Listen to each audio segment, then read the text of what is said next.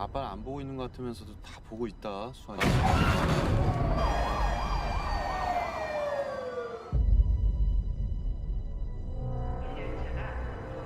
팀장님, 기차 타셨어요? 점심 전에 들어갈 것 같으니까.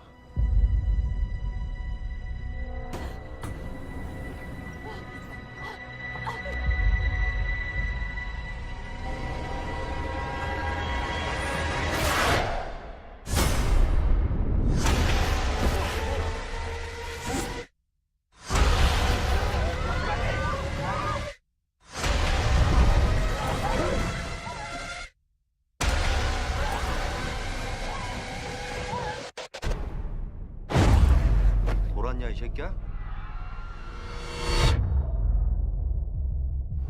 현재 대전역에 군대를 배치하여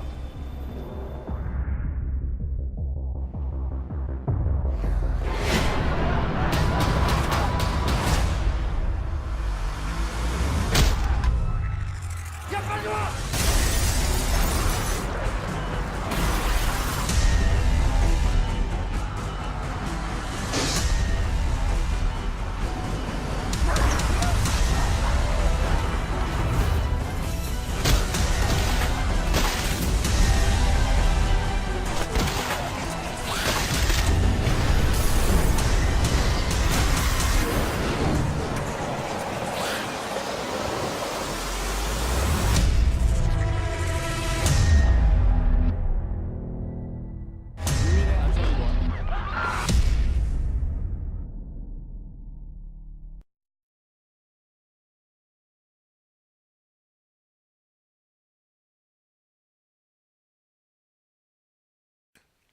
And one moment. There we go. Okay. Hey, everybody. So today we're talking about Train to Busan. This movie was recommended to me and was asked for in chat, so I decided to do it. I love zombie movies, so I was okay with doing it. So today we're talking about, it's a 2016, so still new, Korean zombie film called Train to Busan. So yes, it has subtitles. I think you can get over it. Honestly, I'm sure you could find a subbed or a dubbed version of it. I've seen trailers that were dubbed. I don't recommend it. Just settle for reading the subtitles, guys. And I mean, honestly, most Asian films are amazing for horror, so it's worth the subtitles. But I was not prepared for the feels that this movie made me feel.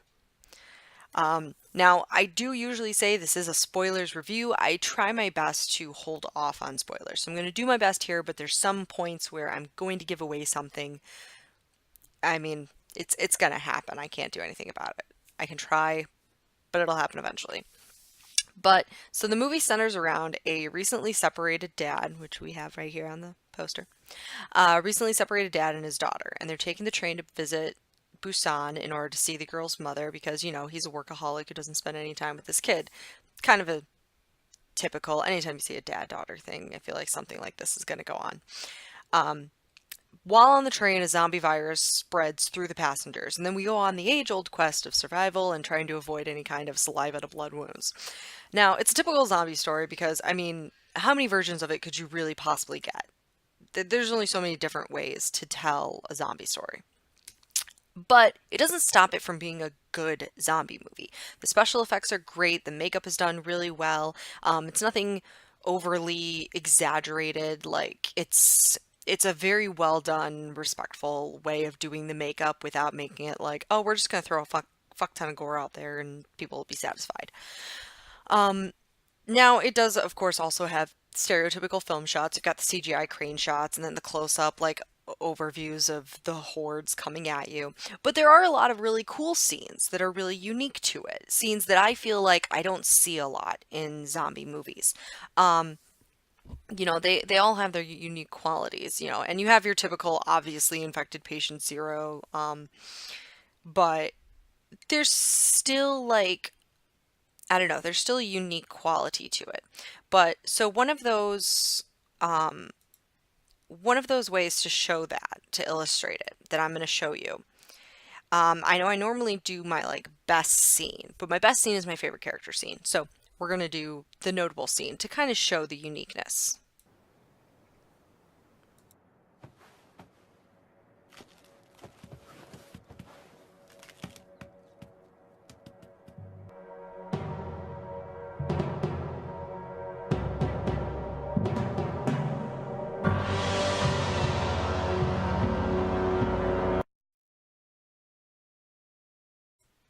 Okay, so guys, as you can see, um, that was one of the first scenes. It happens. It's a minuscule scene. It happens seriously in the first like 20 minutes of this movie, and it's not an amazing, incredible scene, but the reason that it stood out to me is because I feel like in zombie movies, we don't see a lot of what's going on with the animal life.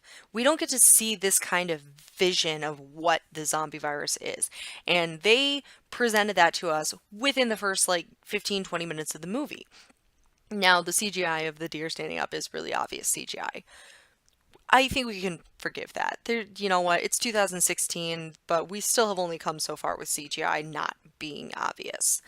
Um, but I thought that was a really cool way to expose it. We don't see a lot in zombie movies of what's happening to the animal life. A lot of times I feel like the zombie viruses are strictly human to human transference. And obviously you know zombies are trying to get animals. Why wouldn't they be? It's something alive that they can eat. It makes no sense that the animals would just be untouched. So, um, although that's also taking into account whether or not your zombie is going just for flesh living thing to eat versus brains. They might not see that for animals, but I feel like this presents that very well. And especially because the zombies in this movie are those like, fuck you, I'm a sprinter zombies. So they're gonna fuck you up. And I hate sprinting zombies. It terrifies me. I think I'm like, give me a sluggish, like falling apart zombie any day. Don't give me these like sprinters that can do predator cat leaps and junk. But I kind of regret we don't see more animal instances, but since the majority of the film takes place on a train, it makes sense, and obviously that's forgivable. Um, so like I said before though, this was a notable scene for me mostly because I have my favorite scene, which is my favorite character. Oh yeah, that guy. Yes, it's play the game Overwatch reference. Deal with it. Um, so now I'm gonna put this out there right now. It's a Korean film. I'm not very good with pronunciations. So I already know if I try to pronounce the names, I'm gonna fuck it up. So instead, I'm going to give the characters nicknames. It has his real name, it has the actor's name, and it has the character name right there. I'm going to give nicknames to refer to him as. So this character has been dubbed Badass Baby Daddy. And this guy is awesome in the whole film. From the second you see him, he's immediately your favorite. He's a very cool, lovable character to begin with. His basis of his character is he's on the train with his pregnant wife. And your first introduction to him is his wife, like, you don't see her. She's in the bathroom, like, beating on the door to basically tell him to shut the fuck up while she's trying to piss. And he's just trying to, like, be nice to the main character's daughter because she's trying to find a bathroom to use. And he's like, yeah, there's technically two people peeing in there. It's gonna take a while. You know, why don't you just move along? Move along. And he's funny, and he's definitely the lighthearted element of this film, which is funny because at the same time, he's the badass element of this film. And he is also the very first victim of the typical zombie movie like morality issue of do we help others or do we fight for ourselves? And now the main character is an asshole 80% of the time in this film. His first big instance of being an asshole in the zombie thing is almost shutting the door and locking out this guy and his pregnant wife while a horde of zombies is coming after them. And this dude does not let him forget about that, by the way, for the entire fucking movie. He holds that over his head the whole damn movie. There's a whole scene of him like talking to the daughter and trying to just basically be like, so your dad's an asshole. While his wife is like, you can't fucking say that to people's kids.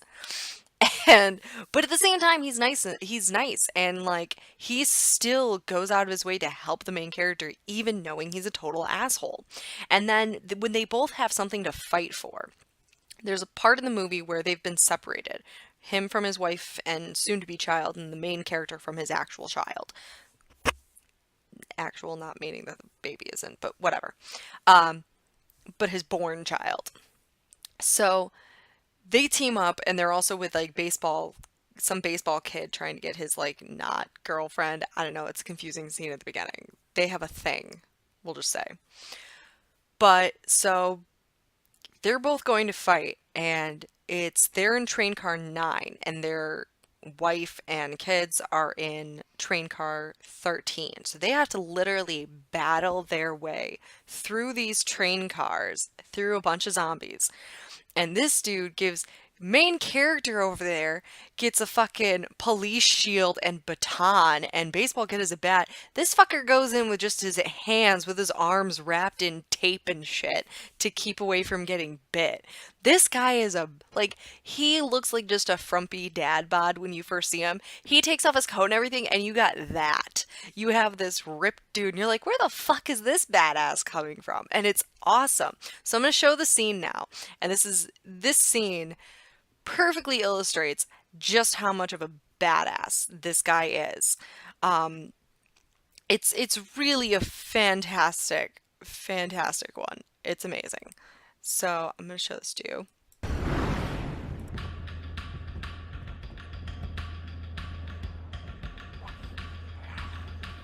간다.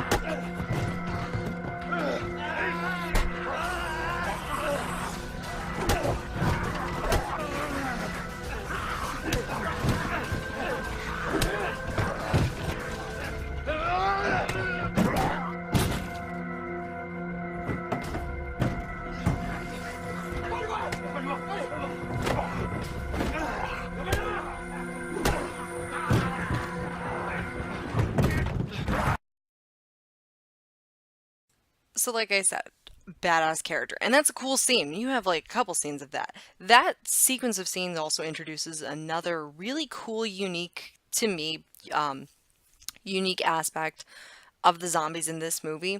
They are the fuck you sprinting zombies. They are very like predator like a lot of the hyperactive zombie type movies.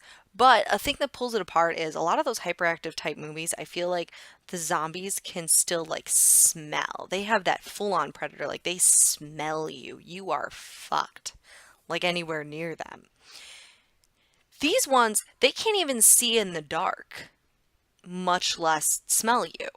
Like if they don't, if it's literally, their thing is literally, if they cannot physically see you, you're not there. They pull like a Jurassic Park T-Rex thing with it. And I like it. It's cool here. Because then you get this really cool scene where like every time they go through a tunnel, these guys are trying to get through all the train cars and stuff, and in the darkness of the tunnels they're like trying to sneak through the train cars and create other sounds to divert the zombies. And it's kind of cool watching them try to do this. It brings you to that place that zombie movies are supposed to bring you at, this feeling of like anxiety and stress, like, oh my god, are they gonna make it, are they gonna... it's a very anxiety, like I spent half the movie sitting there like getting closer and closer to my screen trying to like just urge them like, no, you can do it, you can make it. It's a really cool sequence, that whole thing. Now on the other end though, we have this absolute favorite character that I love.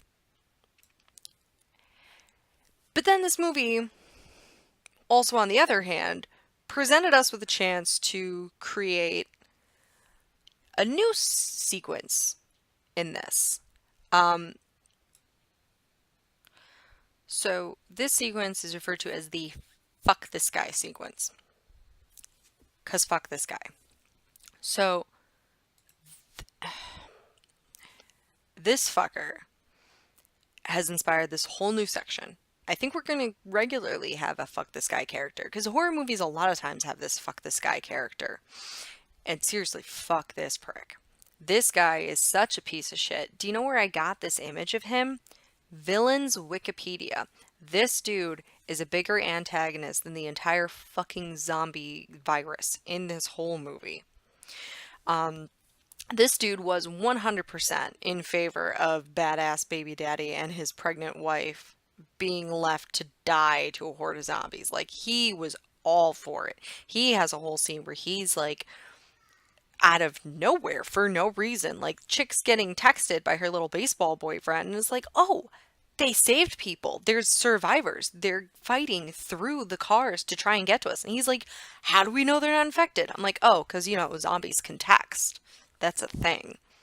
And he fucks over everyone. There are several deaths that are directly related to this asshole. And not even in like some kind of fucked up normal horror movie selfishness of, I'm going to kill you while the apocalypse is happening because I'm some secret part of it, or I'm trying to get this thing, I'm trying to get to this place, or there's only so much food, or anything like that. It's literally just, he's a pussy. He's not willing to try and find any other way out to get wherever he needs to go. And he's just like, oh, I'm going to feed you to zombies so I can get the fuck away. And I fucking hate this guy. Like, I'm going to show you a scene, and this is the dude's, like, worst moment to me, because it inspires, like, a really sad moment directly afterwards. And his actions are so bullshit. You'll see it, and you're just like, what the fuck, man? And it happens a lot. But to me, it especially happened in this scene.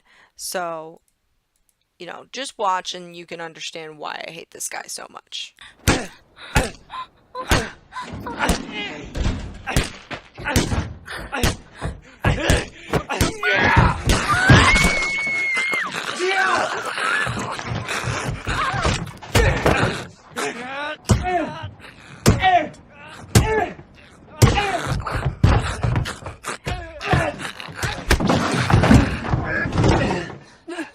야,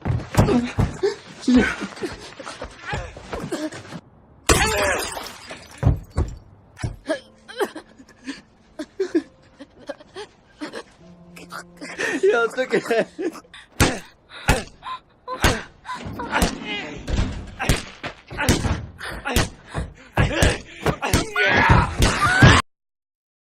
I was almost going to make you watch it again just to really illustrate it, but okay.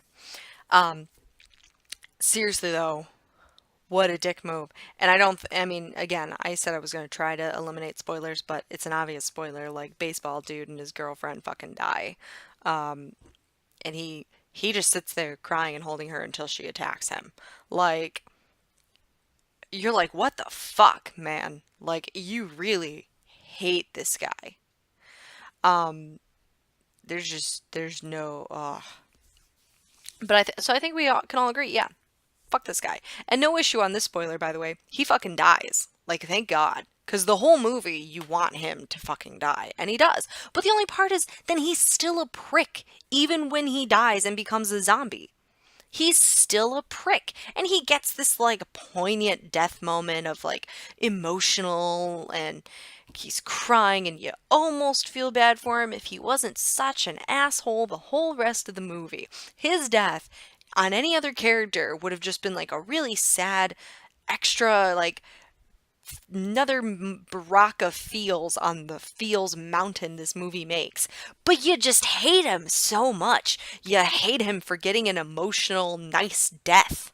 And then when he finally turns, he's still an asshole.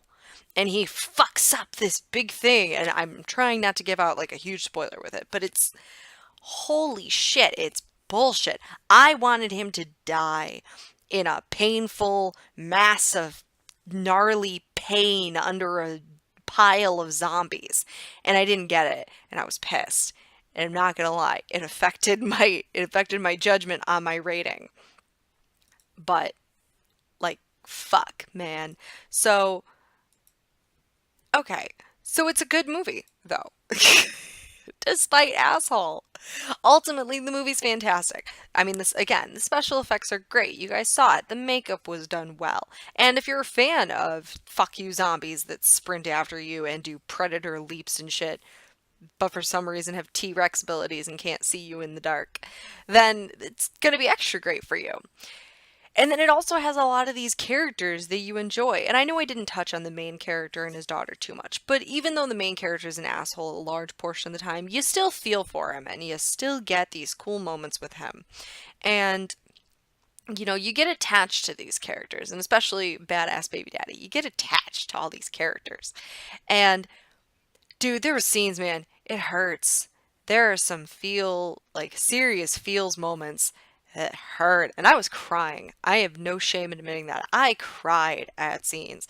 Like, I was watching on my laptop, like, by myself, and my husband was nearby and looked at me and was like, the fuck is wrong with you? Aren't you watching a zombie movie? I'm like, it's a very good zombie movie.